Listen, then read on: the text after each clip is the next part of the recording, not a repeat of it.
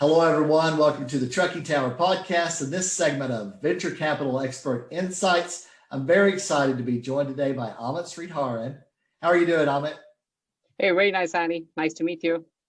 Hi, everybody. Very nice to meet you as well. Thank you for coming on with me today. I was excited to talk to you. You know, you and I share a common background in computer software and also engineering. You got an MBA from Stanford, as I understand it, and you live in California now, right? Yeah, I do. A lot of great technology developments that have come out of California, that's for sure. So I wanted to just ask you a few things in terms of advice and tips for success.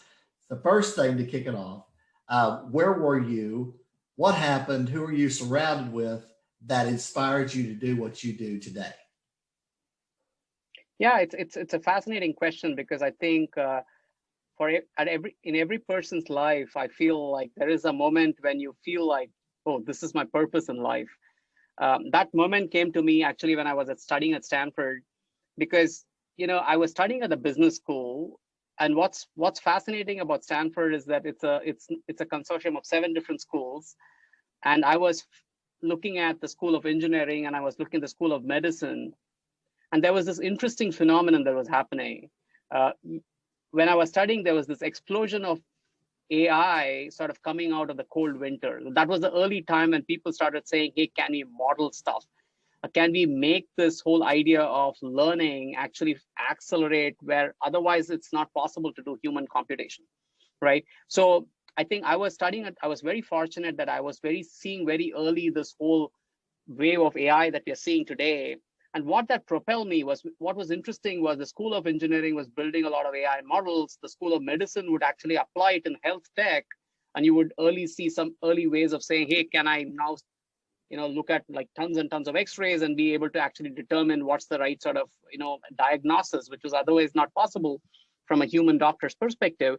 And then the School of Business would pick some of these ideas, and you could actually create new business opportunities, right? For me, that was like the penny dropping moment, that the possibility of technology and the possibility of becoming an investor in such early technologies was what sort of inspired me to become a VC at the end of the day.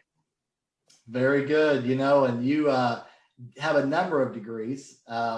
It started in technology in India, as I understand it, right? The very high level technology school in India, comparable with our MIT. And so you've been around technology for quite some time and seen a lot of things, I'm sure, in your career so far. What would you say are the top 2 or 3 mistakes to avoid in this whole area of entrepreneurship and venture capital? Yeah, I think, again, this is, we see tons and tons of, startups pitching to us every day. And, I see a lot of entrepreneurs. Some we go on to fund, some we sort of pass on. And I think the key thing is, I think the first mistake I see is in terms of, creating a new idea. I really feel like entrepreneurs should have some unique unfair advantage that they should really be working on. Like, what is it that is actually giving you the right to do this particular opportunity as against, say, the next guy? And I think that differentiates the ability for you to execute well, because early on, there's nothing like a company, right? It's just couple of people, or maybe just 2 of the founders who are actually working on that idea. So you need to be able to demonstrate what is that uniqueness that is actually making you sort of do that well. And I see that less and less, because many people are like, hey, this is this cool idea, because obviously there is a lot of trend around building such new products, and therefore I want to go build. It's that doesn't really work for a VC sometimes to sort of fund. And I think the second aspect is when you're actually looking at an idea, people tend to go and take a VC meeting without really understanding whether the idea is VC fundable or not. And I think I would like to say, a lot of the people come and pitch an idea.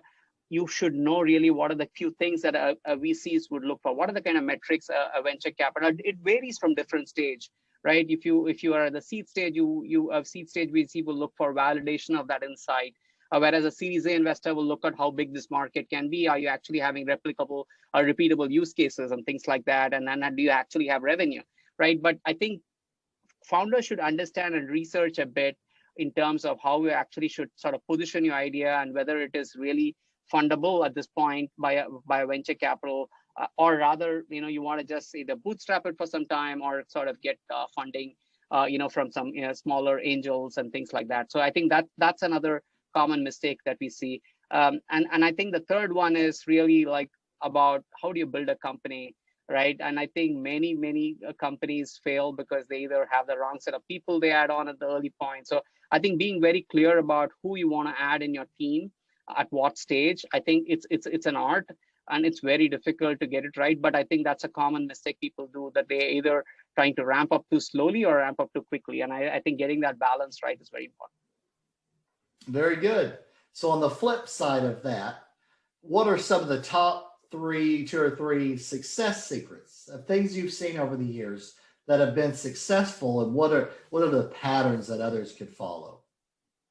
Yeah, I think from a success, it's first is when you want to sort of build your company, you should be, great storytellers. I believe in people who tell the right sort of story, and storytelling is an art. Not everybody gets it right, but I think the people who are able to tell the right story, it's a bit like a sales. You would understand that, because it's a bit like a sales role, but it's actually not a sales role. It's almost like a company. You have to tell the idea. You have to get fascinated by the whole aspect of how you can actually showcase that idea to people, yet from a holistic standpoint. So I think that if people who are great storytellers actually end up doing very well in fundraising and therefore building better companies, right? So it comes down to that. The second aspect is the ability to scale. I think is again an interesting aspect. You would see the most valuable companies, and Reid Hoffman, I'm a big fan of his, the way he talks about blitzscaling. Right, the most valuable companies scale really fast, and you don't really understand why. And I think that there is a secret to that you're able to get the right sort of insight, address the right customer pain point, and therefore you're able to really quickly scale and rapidly in that fashion where it's almost like a blitzscaling initiative, right? So that's where I think founders get a lot of success. And the third is, I would again go back and say company building, right? Focus on not just building a product, but build a company, right? If you're thinking about a company building as your whole strategy, then you'll be a successful founder and a great CEO. Great advice. There's a lot of great nuggets in there, many more than three, I'm sure. So, what are you working on, and how can we support you?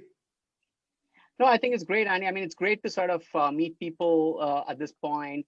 It's fun to sort of talk to founders. For us, it's a great opportunity. This forum is fantastic to sort of reach out to people. So yeah, I mean, First Raise Venture Partners, we are in our second fund right now. We did our first fund. We have a portfolio of 13 companies, all enterprise infrastructure startups. So if you find some great enterprise infrastructure focused technology founders and teams, yeah, happy to connect with them and always sort of provide our advice. Very good. Yeah, a lot of my friends and colleagues have been built over the years of 20 years in supply chain technology, 14 years in trucking technology specifically. And so I'm sure there's some of my friends out there looking at this, watching this, saying, yeah, I've got a great idea, or maybe I've already got something developed, but I need to scale it up, So what would you say overall as your guest experience on the show? How have you felt about coming on the show? Yeah, I felt like Andy, you're an awesome host. You make the other person really like comfortable in terms of the kind of engaging sort of questions that you ask. Very interesting and very insightful, right? I really feel like I learned a lot actually talking in the show with you. And compliments to you and compliments to the show. May your power grow and let the show. I mean, I love the fact that it reaches a very interesting set of audience, and given your background and your friends, yeah, hope to see actually funding some of the startups there. Very good, absolutely. And what would you say as a final word, kind of advice in this whole area of entrepreneurship and capital funding? For somebody, that's looking at maybe doing something, or they're going down the venture capital road already, what would you say as kind of a final word of advice? I think there is no better time to build than now. Post-COVID, I think the world is rebuilding. I mean, hopefully all of you are now vaccinated and, getting to their normal lives. And I think that what's happening is that the world is sort of changed, because we realize that we've been in this remote world for almost more than a year, that I think it opens out new possibilities, as companies and organizations are sort of, adjusting to this new way of life. And maybe part of it will remain the way it is because some people find it convenient, right? And therefore, this also presents a new set of opportunities for founders. So I think it's a great time to build a new company. But I would recommend that everybody starts with the insight. I mean, have as deep an insight as possible that's validated, and then try to sort of go out there and say, how can you kind of maximize the value for this insight?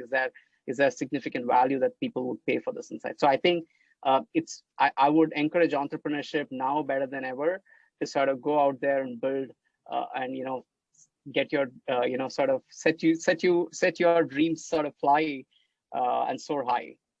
Absolutely. I think you're so right that the world has probably changed, from the aftermath of COVID. A lot of things have changed, and maybe will be the way it is more so going forward. Certainly in my own company, digital meetings and digital marketing fast-tracked a whole lot for us. It was not even possible to go to a physical office meeting for many, many months. In fact, the last one I did was February 2020. So it's changed a lot, but great advice. Amit, I really do appreciate you coming on with me today. I really appreciate the insights you've shared with our audience. And that's going to do it for this edition of the Trucking Tower Podcast, Venture Capital Expert Insights. We will see you guys soon. Thank you, Andy. Bye-bye. Thank you.